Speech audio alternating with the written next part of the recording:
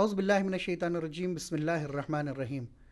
آج کے pod cost میں آپ کا استقبال کرتے ہیں، ویلکم کرتے ہیں۔ ہمارے آج کے پوڈ کاسٹ کا عنوان ہے، ٹائٹل ہے غدیر اور جنریشن زیڈ۔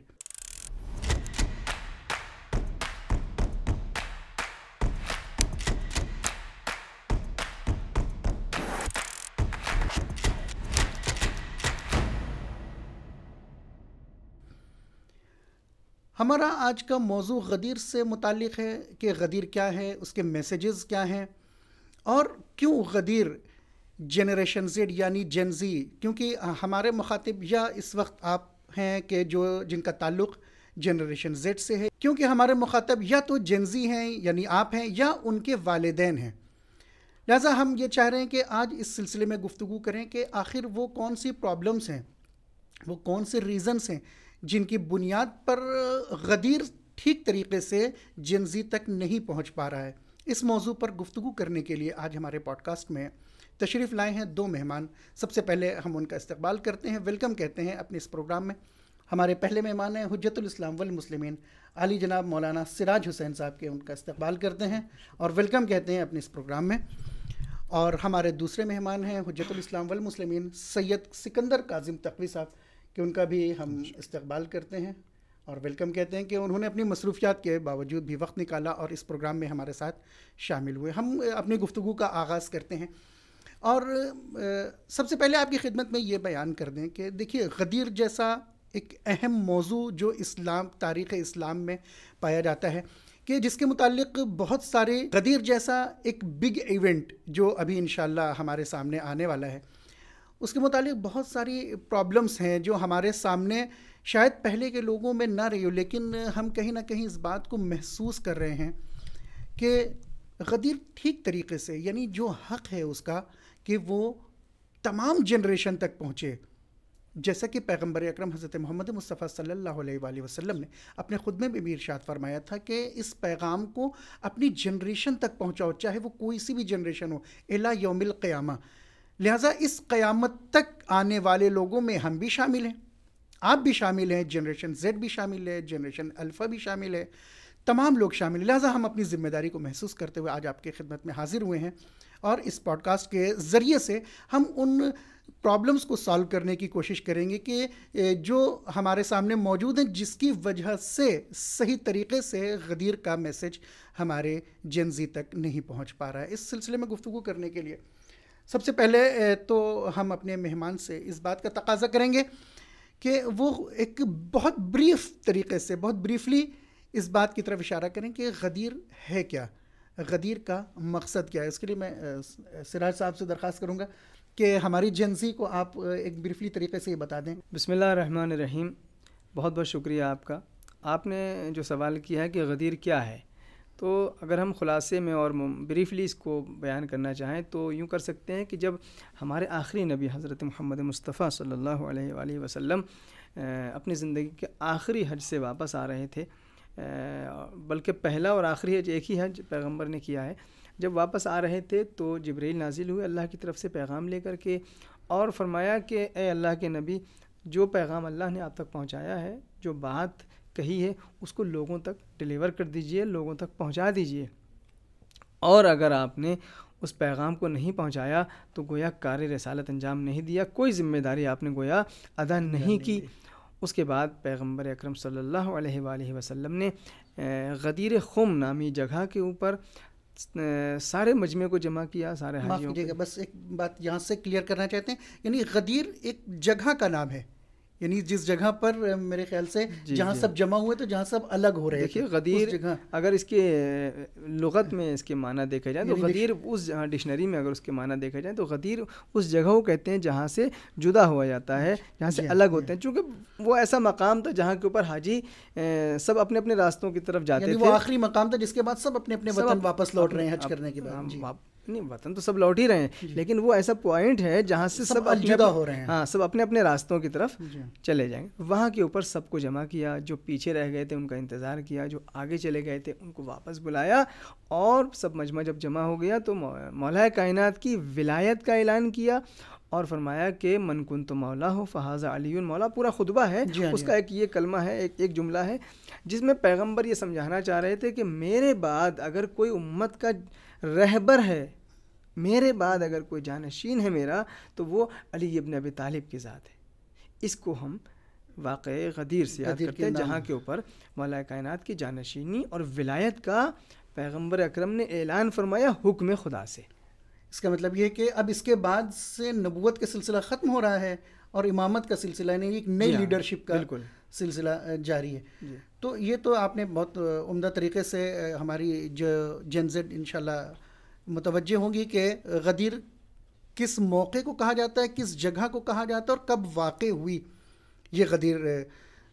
اب اس کے بعد میرے خیال سے آپ کے لیے واضح ہو گئی ہوگی یہ بات, لیکن پھر بھی سوال یہ بچا رہ جاتا ہے اب ہمارے لیے, جو آج کا ہمارا ٹاپک ہے, جو مین ٹاپک ہے, وہ یہ کہ کہیں نہ کہیں اس بات کو یہ محسوس کیا جا رہا ہے کہ جو ہماری جن زیڈ ہے وہاں تک یہ میسج اور یہ پیغام یہ غدیر کا وہ ٹھیک طریقے سے نہیں پہنچ پایا ہے. اس بات کے لیے آپ خود یعنی اس کو ایکسیپٹ کر رہے ہیں کہ ہاں یہ واقعاً ایسا ہے حقیقت میں کہ جس طریقے سے واقعاً پہنچنا چاہیے تھا یہ پیغام غدیر کا ہر نسل تک, ہر جنریشن تک پہنچا ہے یا نہیں پہنچا ہے؟ بسم اللہ الرحمن الرحیم. واقعاً یہ ایسا ٹاپک ہے کہ جس کے اوپر گفتگو کرنا, جتنی زیادہ گفتگو کی جائے اتنی بہتر ہے, اور اس موضوع کو پورا کلیئر کرنا ضروری ہے. کیونکہ دیکھیں ہم لوگ اپنی جو نئی جنریشنز ہیں, اسپیشلی جن زیڈ کے بارے میں جب ہم لوگ بات کر رہے ہیں, تو ہم لوگ کے بہت سارے کنسرنز رہتے ہیں کہ بھئی جن زیڈ تک کہ ہم لوگ کس طریقے سے اپنے جو طور طریقے ہیں, اخلاق ہیں, ہم لوگ کے جو کلچر کے ڈفرینٹ اسپیکٹس ہیں, ان کو کیسے ان تک کے پہنچائیں. تو یہ ہمارا ایک ہمیشہ ایک کنسرن رہتا ہے. انہی میں یہ ٹاپک بھی اپنی جگہ شامل ہے. میں مولانا سراج صاحب کی بات کے اوپر ایک بات اور عرض کرنا چاہوں گا کہ دیکھیے یہ تو اپنی جگہ ایک دم کلیئر بات ہو گئی ہمارے جن زیڈ کے لیے کہ ایک پیغام تھا کہ جو اللہ تعالیٰ کی طرف سے پیغمبر پر نازل ہوا کہ اس پیغام کو لوگوں تک کے پہنچانا ہے. یہ بات بھی ہمارے ویورز کے لیے کلیئر ہونا ضروری ہے کہ یہ نارمل پیغام نہیں ہے. یعنی ایسا نہیں ہے کہ جیسے رسول اللہ کے اوپر بہت ساری آیتیں نازل ہو رہی تھیں, انہی میں سے ایک اور آیت نازل ہو رہی تھی اور رسول اللہ کو یہ حکم ہوا کہ آپ جو ہے لوگوں تک کے اس بات کو پہنچا دیں. یہاں پر ایک اسپیشل کنسیڈریشن بھی ہے, وہ یہ ہے کہ دیکھیے ہم لوگ بہت ساری حدیثوں میں اگر ہم لوگ اس بات کی طرف توجہ کریں کہ جو یہ پوری کائنات ہے اس کی بقا کا ایک سبب یہ ہے کہ اس دنیا میں کوئی نہ کوئی حجت الہی ہونا چاہیے, کیونکہ یہ کائنات صرف ہمارے مادی وجود میں محدود نہیں ہے بلکہ ہم لوگ کی ایک روح ہے, اور اس روحانی دنیا کو باقی رکھنے کے لیے اور پلس اس مادی دنیا کو باقی رکھنے کے لیے چاہے وہ آپ کی ظاہری گائیڈنس ہو اور چاہے وہ باطنی طور پہ روحانی طور پہ گائیڈنس ہو, اس کے لیے کوئی نہ کوئی حجت خدا ہونا چاہیے. اب جب رسول اللہ اس دنیا سے جا رہے ہیں تو رسول اللہ کے بعد کی جو دنیا ہے, ان کے بعد کی جو جنریشنز ہیں, اس کے لیے وہ حجت خدا کہ جو اللہ تعالیٰ اور اس دنیا کے درمیان ایک میڈیٹر کا کام کرے, وہ کون ہے. اس چیز کو پہچانوانے کے لیے کہ اگر وہ میڈیٹر ہمیں نہ پتہ ہو, وہ حجت الہی ہمیں نہ پتہ ہو, تو ہو سکتا ہے کہ نہ ہم ظاہری طور پہ مادی دنیا میں ہمیں گائیڈنس مل پائے اور نہ ہم روحانی دنیا میں اسپریچل دنیا میں اپنی گائیڈنس کو حاصل کر پائیں. لہٰذا تو یعنی اس کا مطلب یہ کہ یہ جو میڈیٹر کا کام ہے اور خود میڈیٹر کا جو وجود ہے یہ ہمیشہ ہونا چاہیے. بالکل ضرورت ہے. ہر زمانے میں اس میڈیٹر کی, اس حلقے وصل نقطہ اتصال جو ہے اللہ تعالیٰ اور اس روحانی دنیا اور اس مادی دنیا میں, اس کا ہونا ضروری ہے. اگر وہ نہیں ہے تو اس دنیا میں وہ بقا نہیں ہو سکتی ہے کہ جس کے ذریعے سے اس دنیا کنٹینیو کر پائے. لہٰذا رسول اللہ ایک ایسے ایلیمنٹ کی طرف اشارہ کروانے جا رہے ہیں کہ جو ہمیں اس دنیا میں باقی رکھنے کا ایلیمنٹ ہے, اور لہٰذا ہم لوگ کہتے ہیں غدیر اتنا امپورٹنٹ ٹاپک ہے, وہ جن زی تک کے پہنچنا بہت ضروری ہے کہ جو آج کے زمانے میں محسوس ایسا ہو رہا ہے کہ جو اس کی اہمیت ہے اس کے ساتھ اس تک کے نہیں پہنچ پا رہا ہے. بہت سارے ریزنز ہو سکتے ہیں نہ پہنچنے کے. جی, اگر ہم لوگ اس کا ایک انالائز کریں اور یہ دیکھیں کہ وہ کون کون سے ریزنز ہو سکتے ہیں, میرے خیال سے جو پہلا ریزن ہوگا وہ شاید یہ کہ جو ہماری لینگویج ہے, جو ہماری زبان ہے, اور جو جن زی کی زبان ہے ان کی لینگویج ہے, شاید ان دونوں کے درمیان کنیکٹیوٹی اچھی نہیں ہے. یعنی وہ کنیکٹیوٹی کہ جس کے ذریعے سے ہم اپنی بات کو ان تک منتقل کر سکیں, ٹرانسفر کر سکیں, وہ نہیں ہو پا رہی ہے. یا ایسی ہی کوئی اور دوسری مشکلات بھی ہو سکتی ہیں کہ ممکن ہے کہ جو جنزی ہے وہ شارٹ کٹس کی طرف زیادہ جانا چاہتی ہے، وہ چاہتی ہے کہ فوراً ہمیں کوئی ایک ایسی چیز مل جائے کہ ہمیں پوری کتاب نہ پڑھنی پڑے اور یہ واقعہ ہمیں پتہ چل جائے. یا آپ کی اس بات سے یہ بات بالکل صاف طور پر محسوس ہو رہی ہے کہ دیکھیے ہم لوگ کبھی کبھی یہ غلطی کر جاتے ہیں کہ ہم سمجھتے ہیں کہ جو ہماری پرانی نسلیں ہیں، پرانی جنریشنز ہیں، اور جو نئی نسل ہے، نئی جنریشن ہے، اس کے اندر صرف اتنا ڈفرینس ہے کہ وہ 2000 میں پیدا ہوئے ہیں، 2010 میں پیدا ہوئے ہیں، اور ہم لوگ مثلا 1990 میں پیدا ہو گئے ہیں. نہیں، جبکہ حقیقت یہ ہے کہ شاید جنریشن زیڈ کی جو کوالٹیز ہیں وہ پوری طریقے سے الگ ہیں. ایک سٹڈی میں ہم پڑھ رہے تھے کہ جنریشن زیڈ کے بارے میں یہ ہے کہ وہ ٹیکنالوجی کے حوالے سے ایک نیٹو ہیں. یعنی ہم لوگ کے لیے ممکن ہے ٹیکنالوجی ایک نیا شہر، نئی کنٹری ہو، ہم اس میں انٹر ہو رہے ہیں، لیکن جین زیڈ کے لیے ٹیکنالوجی ایک ایسی جگہ ہے جہاں پر وہ پیدا ہوئے ہیں. یعنی میرے خیال سے کہ ہم لوگ وہ ہیں کہ جو پاسپورٹ دکھا کر، ویزا دکھا کر اس ورلڈ میں آ رہے ہیں اور آنے کے بعد اس کو ڈیجیٹل ورلڈ میں محسوس اپنے آپ کو کروا رہے ہیں، اور خود جو جینزی ہے وہ خود اس ورلڈ کی پیداوار ہے، ڈیجیٹل ورلڈ کی پیداوار وہاں کی نیٹو ہے. یہ کہنے کا مقصد ہے. تو ظاہر سی بات ہے اب بہت زیادہ فاصلہ ہو گیا ہے ہم دونوں کے درمیان، لیکن کوئی نہ کوئی کنیکٹیوٹی پیدا کرنی پڑے گی تاکہ ہم اپنے میسیجز کو اور دین کے، ایمان کے، عقائد کے ان میسیجز کو پہنچائیں. کس طریقے سے پہنچائیں؟ یہاں پر ہم ایک بات ایڈ کریں گے کہ غدیر سے اس کا کیا تعلق ہے. آپ نے کہا کہ غدیر نہیں پہنچا پا رہے ہیں ہم لوگ، یعنی آپ یہ کہنا چاہ رہے ہیں کہ ہم لوگوں نے جو لینگویج استعمال کی ہے غدیر کو پہنچانے کے لیے وہ سخت ہے، یعنی یا پرانی لینگویج ہے، ہم لوگ اپڈیٹ نہیں ہوئے. جو تو اگر ہم کو جنریشن زیڈ تک غدیر کے میسیجز کو پہنچانا ہے تو پھر ہم کو یہی لینگویج یوز کرنا ہوگی جو ان کی لینگویج ہے. معافی چاہوں گا، یہاں پر ایک بات مجھے محسوس ہو رہی ہے کہ اگر خود ویورز میں ہمارے جنریشن زیڈ موجود ہوں تو آپ ان کے لیے کیا کہنا چاہیں گے کہ مثلا وہ کیا ایسا کریں کہ جس سے وہ اس چیز کو بہتر طریقے سے سمجھ سکیں. مجھے تو ایسا محسوس ہو رہا ہے کہ خود ان کو بھی یہ بات بتانے کی ضرورت ہے کہ تھوڑا ان کو پرانی جنریشنز کو انڈرسٹینڈ کرنے کی ضرورت ہے اور تھوڑا ہمیں ان کی طرف جانے کی ضرورت ہے. یعنی وہ بھی اس چیز کو انڈرسٹینڈ کریں کہ اگر فرض کیجیے آپ کو کتاب پڑھنے میں، جو فزیکل کتاب ہے اس کو پڑھنے میں بہت انٹرسٹ نہیں ہے، تو تھوڑا آپ بڑھ کر آڈیو بکس کی تلاش میں جائیے. آپشنز موجود ہیں آڈیو بکس کی، یعنی آپ بھی تھوڑا آگے بڑھیے، تھوڑا ہم لوگ آگے بڑھتے ہیں. صحیح. اس کے علاوہ اگر آپ دیکھیں خالی ایک یہی وجہ نہیں ہے. جو جنریشن زیڈ کی جو کوالٹیز ہیں، جو صفتیں ہیں، جو خاصیتیں ہیں، ان میں سے ایک رپورٹ ہم نے دیکھی تھی، اس کے اندر یہ بھی بتایا گیا کہ وہ لوگ جو ہیں بہت ہی شارٹ کٹس کے ذریعے سے رزلٹ تک پہنچنا چاہتے ہیں. موبلٹی ان کے اندر جو ہے وہ اس کی طرف مائل ہوتے ہیں. تو اگر غدیر کی بات کو پہنچانا ہے تو ہم کو بھی شارٹ کٹس کو یوز کرنا پڑے گا اور مختصر انداز میں، کم وقت میں زیادہ بات ان تک پہنچانی پڑے گی.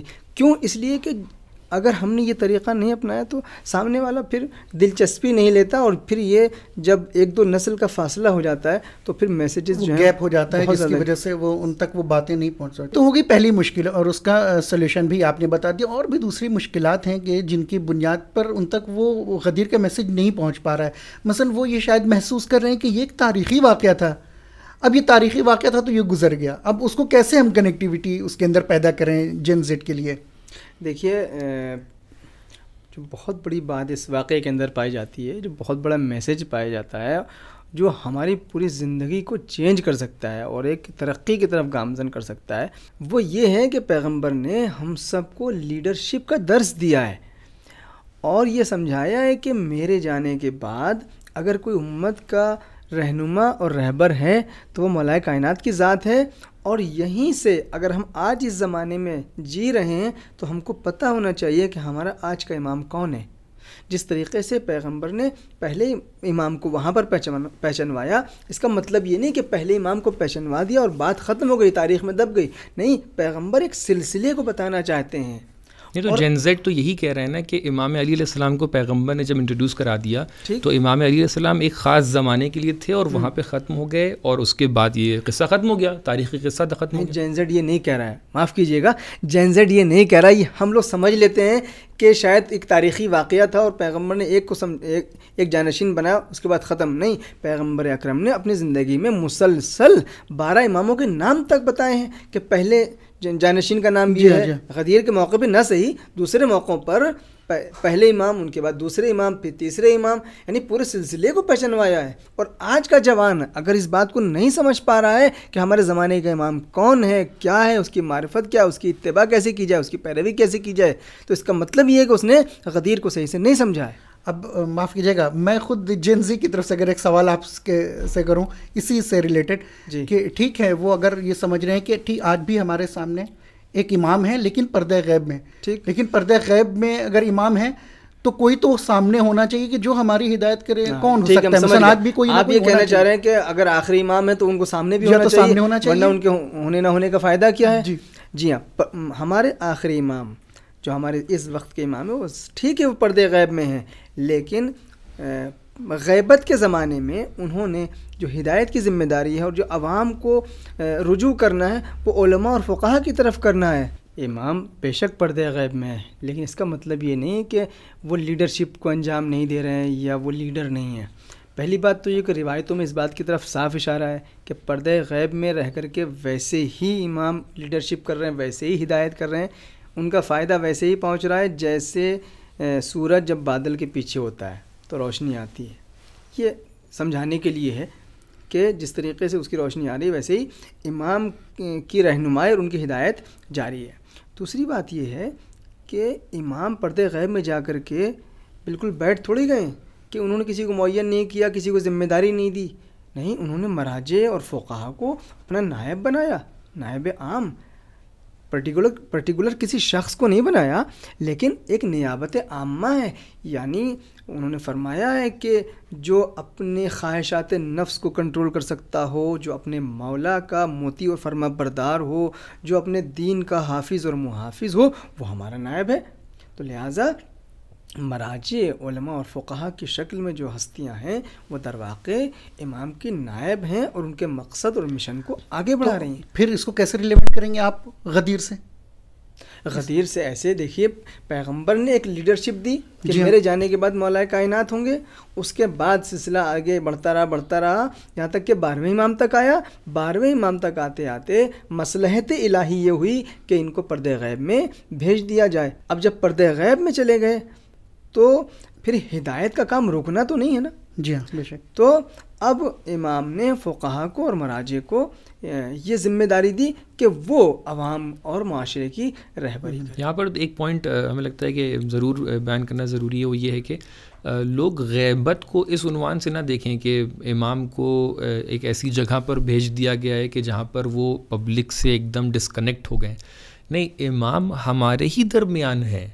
جب کل کو انشاءاللہ تعالی ظہور ہوگا تب آپ امام کے چہرے کو دیکھنے کے بعد کہیں گے کہ ہم نے تو ان کو دیکھا ہے پہلے، ہم ان کو جانتے ہیں. تو ایسا نہیں ہے کہ امام کہیں ایک پہاڑ کے پیچھے چلے گئے ہیں اور وہاں پر بیٹھے ہوئے ہیں اور ہمارے پاس نہیں آ رہے. نہیں، وہ ہمارے درمیان ہیں.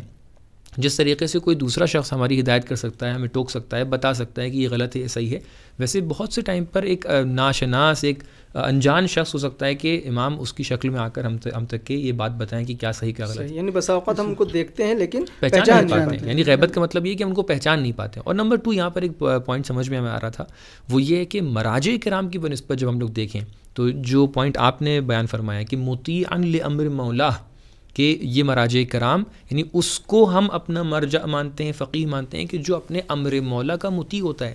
یعنی مولا ائمہ طاہرین علیہ السلام، معصومین علیہ السلام جو باتیں بیان کر رہے ہیں ان سے ہٹ کر کوئی بات بیان نہیں کر رہے ہیں.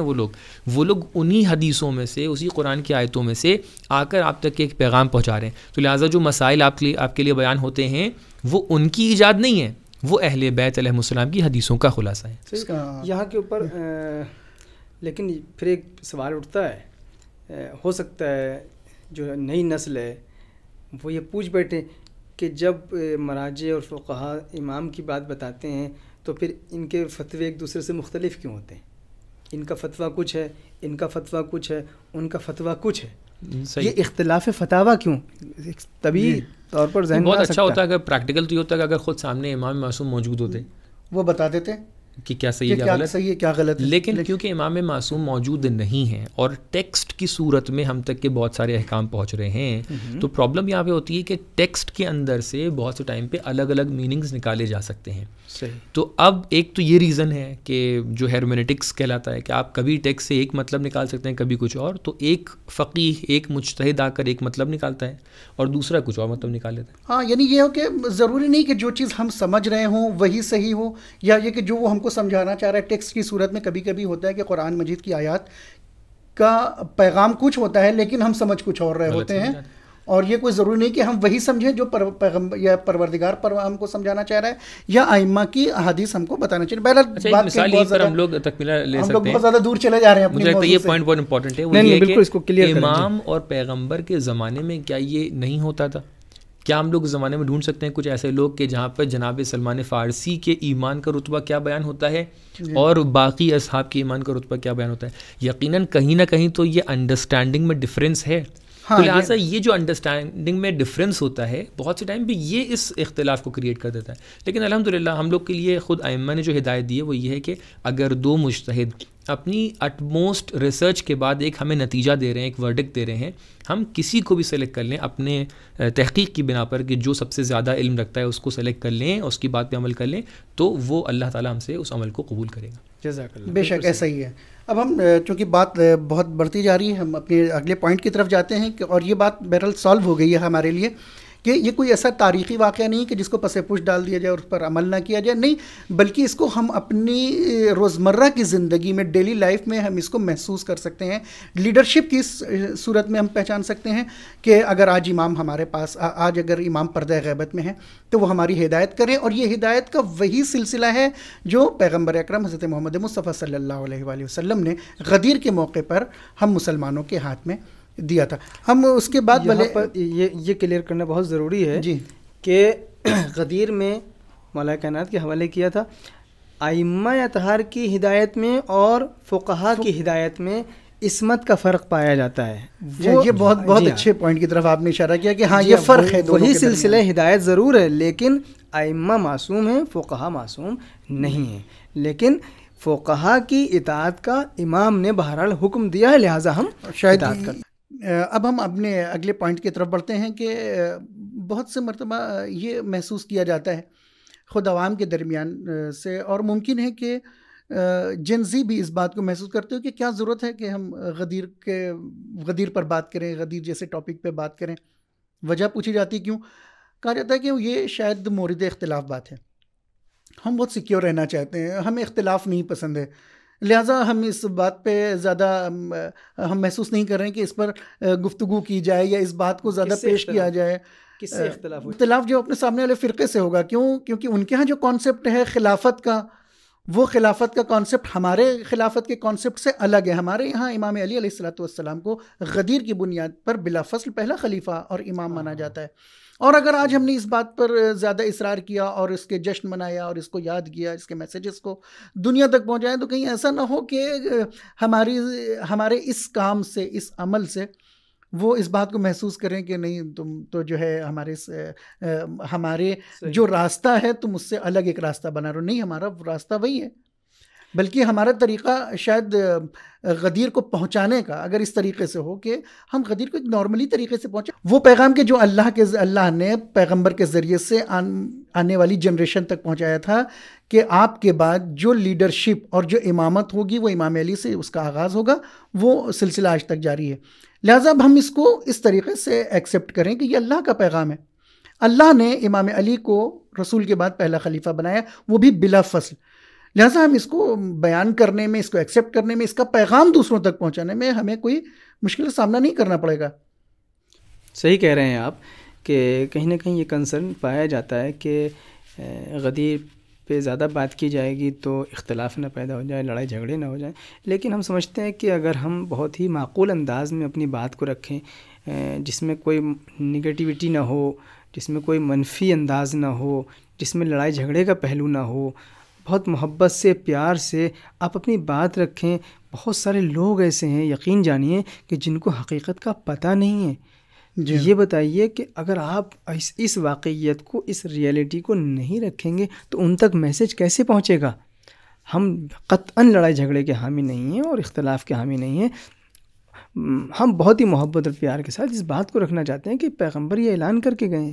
دوسری بات، اگر یہ اختلافی بات ہوتی تو پیغمبر یہ حکم نہ دیتے غدیر کے میدان میں کہ فلیبلغ الحاضر الغائب، کہ تمام حاضرین کی یہ ذمہ داری ہے کہ وہ غائبین تک اس میسیج کو پہنچائیں. پیغمبر نے اس خطبہ غدیر میں فرمایا کہ سب حاضرین کی ذمہ داری ہے کہ جائیں، جو لوگ نہیں آئے تھے ان تک اس بات کو پہنچائیں، اور یہ فرمایا کہ جتنے والدین ہیں وہ اپنی اولاد تک پہنچائیں الی یوم القیامہ، اور یہ سلسلہ قیامت تک جاری رہنا چاہیے. تو سب سے پہلا اعتراض تو معاذ اللہ پھر رسول اللہ کے اوپر ہوگا کہ اگر یہ اس سے اختلاف ہو رہا تھا تو رسول اللہ کو نہیں کہنا چاہیے تھا. تو رسول اللہ نے کہا اس کا مطلب یہ اختلاف اس سے نہیں پیدا ہوگا.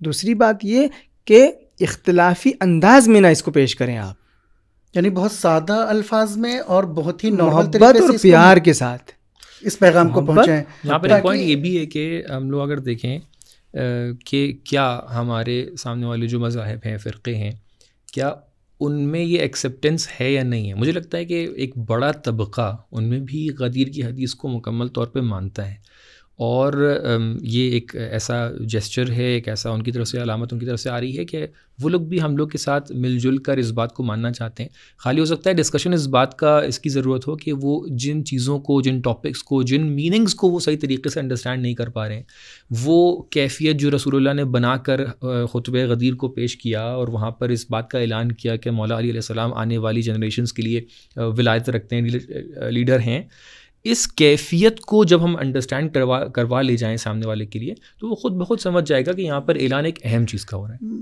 یعنی آپ کی گفتگو سے یہ محسوس ہو رہا ہے کہ اگر ہم غدیر کے پیغام کو بہت ہی اچھے نرم پیار اور محبت والے لہجے میں پہنچائیں گے تو اس میں کوئی بھی ایسی بات نہیں، کیونکہ یہ پیغام پیغمبر کو بھی پہنچانا تھا اور انہوں نے پہنچایا اور کوئی اختلاف نہیں تھا. لہٰذا اب ہماری بھی ذمہ داری کہ جیسے پیغمبر نے پہنچایا تو ہم بھی اس غدیر کے پیغام کو پہنچائیں، کیونکہ یہ بہت اہم پیغام تھا. ایک معمولی بات نہیں تھی کہ دھوپ تھی، گرمی تھی، صحرا تھا، اس میں پیغمبر نے قافلوں کو روکا. بہرحال کچھ لوگوں کو ناگوار گزرا کہ آپ یہ اعلان جو کرنے جا رہے ہیں چاہے جتنا اہم ہو اس کے لیے رات کا وقت بھی ہو سکتا ہے، کسی قریے میں، کسی قصبے میں جا سکتے ہیں، کسی قصبے میں جا سکتے ہیں، کسی شہر میں آرام سے بیان کیا جا سکتا ہے، لیکن اس کے باوجود بھی اتنی زیادہ اہمیت تھی کہ پیغمبر نے اللہ کے اس حکم کو فوری طور پر وہاں پر لوگوں تک پہنچایا اور ان کو پتہ تھا کہ اس میں کوئی اختلاف کی بات نہیں ہے. ٹھیک ہے کہ بعض جگہ بعض مذاہب ہیں وہ ان کے ایکسیپٹنس میں اور ہمارے ایکسیپٹنس میں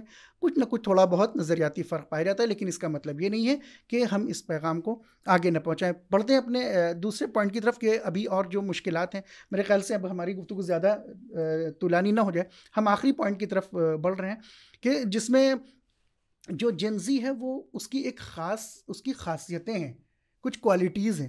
ان میں سے ایک کوالٹی یہ ہے کہ وہ اپنی لائف میں جو ان کی ڈیلی لائف ہے وہ اس میں بیلنس چاہتے ہیں اپنی لائف میں. تو بہرحال اب یہ بیلنس کریٹ کرنا اپنی لائف میں یہ خود ایک بہت بڑا چیلنج ہے. ٹھیک ہے، اب اس بیلنس کی وجہ سے یہ بیلنس کیسے کریٹ کریں اور کیسے اس کو ریلیونٹ کریں خود غدیر سے، تو یہ ایک ان کے لیے چیلنج ہے. ہم کس طریقے سے یعنی مکمل طور پر مجھے لگتا ہے کہ یہ بیلنس والا جو ایسپیکٹ ہے اس میں پوری طریقے سے ہم لوگ کو یہ کہنا چاہیے اور یہ کلیم ہم اس کو ثابت کر سکتے ہیں، ایویڈنٹ ہے ہمارے لیے کہ غدیر ہی اس بیلنس کو کریٹ کر سکتا ہے کہ جس کی تلاش میں ہمارا جن زیڈ ہے. وہ اس طریقے سے ہے کہ دیکھیے ہماری جنریشن زیڈ کی پرابلم یہ ہوتی ہے کہ وہ آج کل بزی ہوتے ہیں اپنی اسٹڈی میں یا اپنے ورک میں، یا وہ آفس جا رہے ہیں یا وہ کالج جا رہے ہیں. اب ان کے ساتھ پرابلم یہ ہوتی ہے کہ جس ٹائم کے اوپر وہ آفس میں ہوتے ہیں ان کے اندر یہ گلٹ فیل ہوتا ہے کہ وہ اپنی فیملی کو وقت نہیں دے پا رہے ہیں، تو لہٰذا وہ آفس ورک کے اندر پریشان رہتے ہیں. اور جب وہ گھر پہ رہتے ہیں تو ان کے اندر گلٹ فیل ہوتا ہے کہ کہیں ایسا تو نہیں کہ میں اپنی جاب کو چھوڑ دوں، کہیں ایسا تو نہیں کہ میں اپنی جاب کے اس میں ہمارا باس کہہ دے کہ تمہارے لیے کوئی پروموشن نہیں ہے، تمہیں ڈیموشن کر دیں، اس طریقے کی باتیں. لہٰذا وہ گھر کے اندر بھی جو ٹائم اسپینڈ کرتا ہے وہ صحیح طریقے سے نہیں کر پاتا ہے. تو ظاہر سی بات ہے کہ یہاں پر ہم لوگ دین آ کر اس کو یہ نہیں سکھائے گا کہ تم آ کر کیسے کیٹیگرائز کرو ان دا سینس کہ تم کتنے بجے اٹھو، کتنے بجے سو، فلاں. ٹھیک ہے، ایک جنرل گائیڈ لائنز دین کی طرف سے رہتی ہیں، لیکن جو میجر سپورٹ رہتا ہے دین کا وہ سپورٹ رہتا ہے کہ جو آج کل انشورنس کمپنیز دیتی ہیں. میں کہنا یہ چاہ رہا ہوں کہ دیکھیے آپ ہمیشہ اس چیز کی تلاش میں رہتے ہیں کہ کوئی انشورنس کمپنی سے آ کے انشورنس لے لیجئے اور وہ آ کر انشور کر دے کہ آپ اگر جاب آپ کی چلی بھی جائے گی تب بھی ہم آپ کو آ کر فائنینشیل سپورٹ کریں گے، یا خدا نخواستہ آپ کا کہیں اگر ایکسیڈنٹ ہو گیا اور آپ اس دنیا سے چلے گئے تو آپ کی فیملی کا فائنینشیل سپورٹ کریں گے. لیکن پرابلم یہاں پر آتی ہے کہ یہ انشورنس کمپنیز بھی کبھی نہ کبھی ایک طریقے سے ہو سکتا ہے ڈوب جائیں، ہو سکتا ہے کہ وہ اپنی بات پر عمل نہ کریں، پھر بھی آپ کا دل، آپ کا دماغ، آپ کا ذہن ہمیشہ مشغول رہتا ہے، اور اس کے نتیجے میں آپ کے سامنے بہت ساری مینٹل پرابلمز آتی ہیں، مینٹل ہیلتھ آپ کی چلی جاتی ہے. آپ ڈپریشن کے مریض ہو جاتے ہیں، آپ کے اندر اسٹریس ہو جاتا ہے، آپ کے اندر دوسری پرابلم انزائٹی ہو جاتی ہے. تو یہ سب جو پرابلمز کریٹ ہوتی ہیں تو آپ کی زندگی پوری طریقے سے خراب ہوتی چلی جاتی ہے. یہاں پر جو چیز آپ کی پرابلمز کو سالو کر سکتی ہے وہ آپ کو دین ہی وہ مینٹل ہیلتھ دے سکتا ہے کہ جس سے آپ کی پرابلم سالو ہو جائیں. تو دین کا اور پھر اس بیلنس کا تو آپ نے بتا دیا کہ اگر ہماری زندگی، ہماری لائف ان بیلنس ہے کسی بھی وجہ سے، کہ ہم اپنے ورک لائف کو اپنے گھر کی لائف سے بیلنس نہیں کر پا رہے ہیں، یا اسٹڈی لائف کو گھر کی لائف سے بیلنس نہیں کر پا رہے ہیں، تو دین ہے کہ جو ہمیں یہ راستہ بتا رہا ہے. جی، غدیر سے ہمارا چونکہ تعلق ہے یہاں پہ، اب غدیر تک ہمیں پہنچنا ہے اور غدیر سے اس بیلنس کو ہمیں بتانا ہے کہ کیا غدیر ہمارے لیے کیا نقش اور کیا کردار نبھا سکتا ہے. تو میں کہنا یہ چاہ رہا ہوں کہ دیکھیے اگر آپ کا دین، آپ نے ایک مرحلے میں اگر اس بات کو ایکسیپٹ کر لیا کہ دین اس پرابلم کو سالو کر سکتا ہے، تو دین کا سب سے کامل ورژن، سب سے فل ورژن اگر آپ کو چاہیے ہے تو وہ آپ کو میدان غدیر میں ہی مل سکتا ہے، کہ جہاں پر الیوم اکملت لکم دینکم کا اعلان ہو رہا ہے. یعنی دین فائنل ورژن اور کمپلیٹ ورژن اگر آپ کو چاہیے، بہترین اگر آپ کو گائیڈ لائن چاہیے ہے کہ جو آپ کی اسپریچولی اور آپ کے اس دنیا میں جو مادی زندگی ہے اس کے لیے گائیڈ لائن لا سکے، تو وہ آپ کو غدیر میں مل سکتا ہے. ہم سمجھتے ہیں کہ جو بات قبلہ نے عرض کی ہے کہ آج کی جو جنریشن ہے، یعنی جو ہمارے مخاطب زیادہ تر ہیں آج، جنریشن زیڈ، وہ اپنی زندگی میں بیلنس کریٹ کرنا چاہتے ہیں، اور دین بیلنس کریٹ کرتا ہے، اور دین کا کامل ورژن جو ہے وہ غدیر میں ہے. یہاں پہ ایک بات میں سمجھتا ہوں ایڈ کر دینی چاہیے، بہت مفید ہوگی شاید، کہ جب زندگی ڈس بیلنس ہوتی ہے تو طرح طرح کی مشکلات انسانی زندگی میں پیدا ہوتی ہیں، جیسے بتایا ڈپریشن ہے، اسٹریس ہے، انگزائٹی ہے، اور طرح مینٹل ہیلتھ ہے، یہ سب جاتی ہیں. تو دین یہاں کے اوپر کیا رول ادا کرتا ہے؟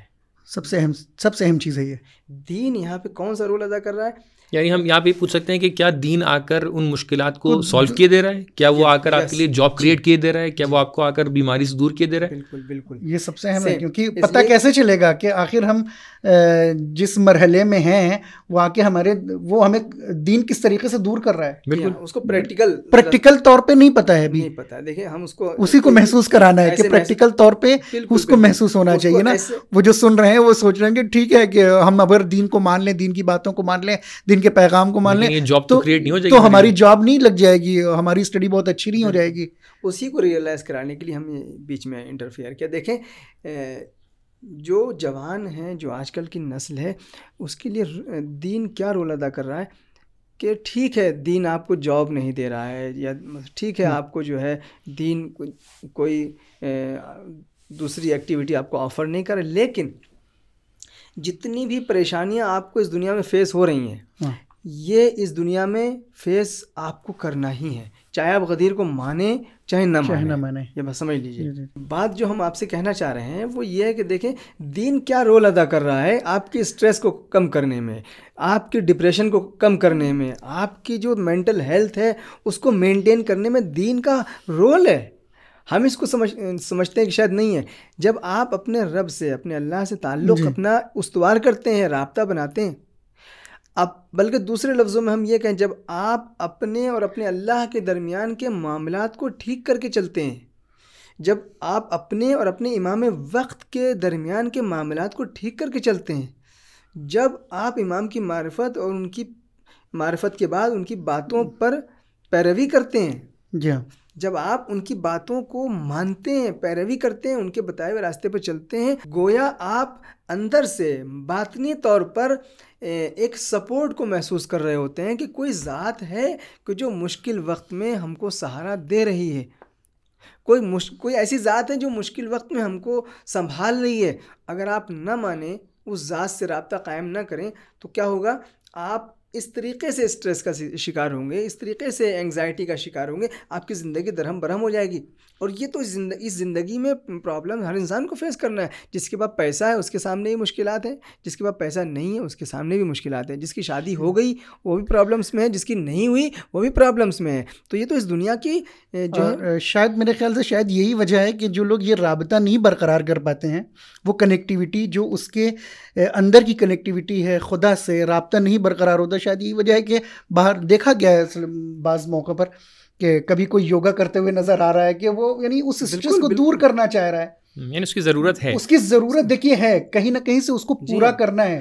اگر دین کے ذریعے سے نہیں پورا کر رہا ہے تو وہ کہیں نہ کہیں جائے گا، لیکن جب دین جیسا آپشن موجود ہے اور پھر ایسا کامل ورژن ہمارے پاس موجود ہے کہ جس کے ذریعے سے اگر یہ بھی یاد رکھیں، جو آدمی دین کی سپورٹ کو نہیں مانے گا، اس کی بیک پہ اگر دین کی سپورٹ نہیں ہوگی، تو بہت سارے لوگوں کو ہم نے خودکشی کرتے ہوئے دیکھا ہے، جو سوسائڈ کرتے ہیں۔ یعنی ایک بہت بڑا ریزن ہے خودکشی کا کہ اگر انسان دین سے ناامیدی، اسٹریس اور ڈپریشن، یہ ساری چیزوں سے اگر آپ کو لڑنا ہے تو آپ کی پشت کے اوپر، آپ کی بیک پہ کے اوپر امام اور نبی، اور یا دوسرے لفظوں میں کہا جائے دین کی طاقت کا ہونا بہت ضروری ہے۔ بہت زبردست، یعنی یہاں پر ایک چیز کو انڈرسٹینڈ کرنا ضروری ہے کہ یہ جو مشکلات وغیرہ ہم لوگ جس کا تصور اپنے ذہن میں لے کے آتے ہیں، جاب لاس ہو گئی، کیسے گھرانے میں پیدا ہو گئے، کیسے محلے میں، کیسے شہر میں پیدا ہو گئے، یہ مشکلات آ رہی ہیں، پیسہ نہیں ہے، جاب نہیں ہے، پڑھائی اچھی نہیں کر پا رہے ہیں، ڈسکرمنیشنز ہو رہے ہیں، ان سب کے حوالے سے ممکن ہے بہت سے ٹائم پہ آپ کا تصور یہ ہوتا ہو کہ یہ مشکلات کریٹ کرنے والا اللہ تعالیٰ ہے، یعنی اللہ تعالیٰ بیٹھا ہوا ہے، آج وہ ڈیسائیڈ کرتا ہے کہ جب وہ صبح اٹھے گا تو وہ سکندر کاظم کے لیے یہ پرابلم کریٹ کر دے گا، لیکن اگر سکندر کاظم نے نماز پڑھ لی، لیکن اگر اس نے دعا کر لی تو پھر وہ پرابلم کریٹ نہیں کرے گا۔ یہ انڈرسٹینڈنگ اور یہ پرسیپشن بالکل غلط ہے۔ ایکچوئل میں بات یہ ہے کہ جس دنیا میں ہم لوگ رہ رہے ہیں، کبھی کبھی یہ ہوتا ہے ہم اگر یہ چاہیں کہ ہم لوگ سمندر میں تیریں اور گیلے نہ ہوں، ہمارے کپڑے گیلے نہ ہوں، پورے اس کی پریس باقی رہے اور اندر سمندر کے تیرتے چلے جائیں، تو یہ پاسبل نہیں ہے۔ ہم اگر یہ چاہیں کہ ہم چائے کے اندر نمک ملا دیں اور چائے کے اندر نمکین پنا نہ آئے، تو یہ پاسبل نہیں ہے۔ اسی طریقے سے یہ جس دنیا میں ہم لوگ رہ رہے ہیں، یہ ایک مادی دنیا ہے، اور اس کی جو پرابلمز ہیں یہ اس کی اپنی پرابلمز ہیں، یہ انیٹ پرابلمز ہیں، آپ ان کو ان سے الگ نہیں کر سکتے۔ پوائنٹ یہاں پر ہے کہ انیٹ پرابلمز کو جب سامنے آپ فیس کر رہے ہیں تو ایک آپشن آپ کے پاس یہ ہے کہ آپ اللہ والا انشورنس نہ ایکسیپٹ کریں اور پرابلمز کو فیس کرتے کرتے آپ پہنچ جائیں کہاں، سوسائڈ تک کے، اور ایک آپشن یہ ہے کہ آپ اللہ کے انشورنس کو ایکسیپٹ کر لیں اور دیکھیں کہ کہیں نہ کہیں سے وہ آپ کے کام کو حل کر سکتا ہے۔ مجھے آپ کی اس بات سے قرآن مجید کی یہ آیت یاد آئی کہ جہاں ارشاد ہو رہا ہے کہ ما اصابک من حسنۃ فمن اللہ، کہ جو بھی اچھائیاں، جو بھی نیکیاں تم تک پہنچ رہی ہیں وہ سب اللہ کی جانب سے ہیں۔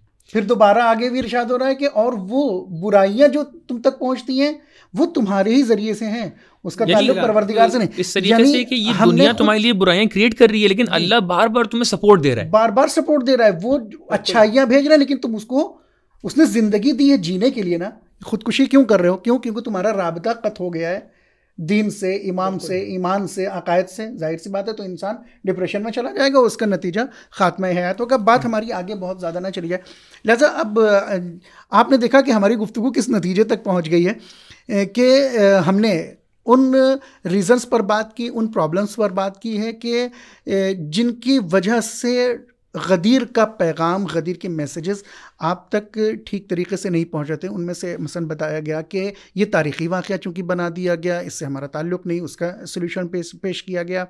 یہ بتایا گیا کہ وہ زبان، وہ کنیکٹیوٹی جو ہماری جو ایک جنریشن کی دوسرے جنریشن کے ساتھ ہونی چاہیے وہ نہیں تھی، اس کو کیسے کریٹ کرنا ہے، اس کا سلوشن آپ کے سامنے بیان کیا گیا. اختلافی مسئلہ ہے ایسا ہرگز نہیں ہے، بلکہ یہ ایک ایسا اتحاد کا محور ہے کہ اگر سب جمع ہو جائیں تو سارے ہی مسلمان کامیاب ہوں گے. بہرحال ہم نے اس گفتگو میں آپ کے سامنے اس چیز کو پیش کیا کہ اگر اس طریقے سے ہم غدیر کے میسیجز کو اپنی زندگی میں عام کر لیں تو ہماری زندگی اور ہماری دنیا اور آخرت دونوں کامیاب ہو جائے گی.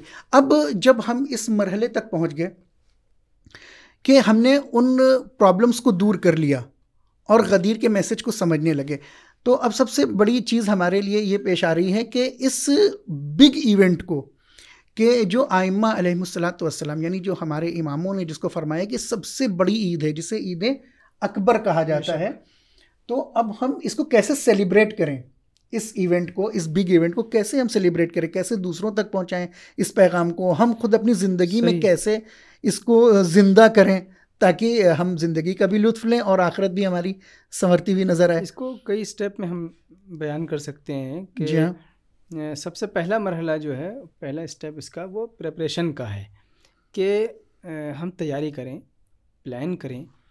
جب غدیر کی تاریخ آنے والی ہے 18 ذی الحجہ، تو اس سے ہفتہ بھر پہلے ہمارے اندر ایک تبدیلی آنا چاہیے، ہماری توجہ کسی چیز کی طرف جانی چاہیے. جس طریقے سے بہت سارے تہوار میں ہم لوگ کیا کرتے ہیں، چھوٹے چھوٹے جو تہوار ہوتے ہیں اس میں بھی ہم ہفتہ 10 دن پہلے سے تیاری شروع کر دیتے ہیں. اگر اپنی زندگی میں اگر ہمارا کوئی پروگرام ہے، مثلا کوئی شادی کا فنکشن ہے یا کوئی بھی، تو اس میں کتنے دن پہلے سے تیاری شروع کر دیتے ہیں. شادیوں میں بھی ہم دیکھتے ہیں کہ ایک مہینہ پہلے سے ہمارے گھر میں شادیاں ہوتی ہیں، تو ہم اس میں بہت ضروری ہے کہ 18 ذی الحجہ سے پہلے ہی 8-10 دن پہلے، ہفتہ جیسی بقرعید ختم ہوتی ہے اس کے بعد سے ہماری توجہ عید اکبر کی طرف جانا چاہیے، اور ہمیں پلان کرنا چاہیے کہ ہم 18 تاریخ کو ہم کیا کیا کر سکتے ہیں. اس 7-8 دن میں ہم چاہے وہ جشن کے حوالے سے ہو، چاہے وہ خاص طور سے گھر کے اندر، یعنی اپنی ایکٹیویٹیز کو ہم لوگ سکتا ہے 2 چیزوں میں ڈیوائڈ کر لیں. ایک وہ کہ جو ہماری فزیکل ورلڈ سے اس کا تعلق ہے، اور ایک وہ کیونکہ ظاہر سی بات ہے کہ جو ہماری جنریشن زیڈ ہے وہ سوشل میڈیا پہ اور ورچوئل ورلڈ میں بہت زیادہ ایکٹیو ہے، تو ایکٹیویٹیز کو دونوں میں ڈیوائڈ کر کے رکھیں. جو جیسے آج طرح طرح کے ریلز بنائے جاتے ہیں فیس بک پہ، شاید میرے خیال سے یہی اشارہ ہے ان کا کہ شیئر ہم کیے جاتے ہیں، یعنی پوسٹ تیار کر لیں. ہاں، یہ ہم پہلے سے ریڈی کریں. ابھی ہم بات کریں تیاری کی، جی صرف تیاری کی ہے نا.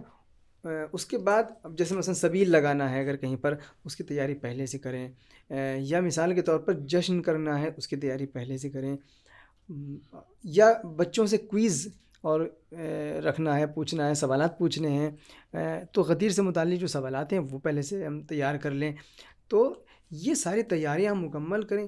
گفٹس دینا، گفٹس کو پہلے سے تیار کر کے رکھ لیں، تیار کر لیں. یہ ہو گیا ہمارا پریپریشن. یعنی آمادگی ہم پہلے سے ہی 10 دن پہلے سے ہی ان چیزوں کی طرف متوجہ متوجہ ہو جائیں. اور جب غدیر کا دن آئے تو اس دن ہمیں ایسا لگے، جب بچے ہم کو دیکھیں، ہمارے گھر والے ہم کو دیکھیں، یا غیر مذہب والے بھی اگر ہم کو دیکھیں، تو ان کو یہ پوچھنے پر مجبور ہو جائیں کہ بھائی آج کون سا دن ہے.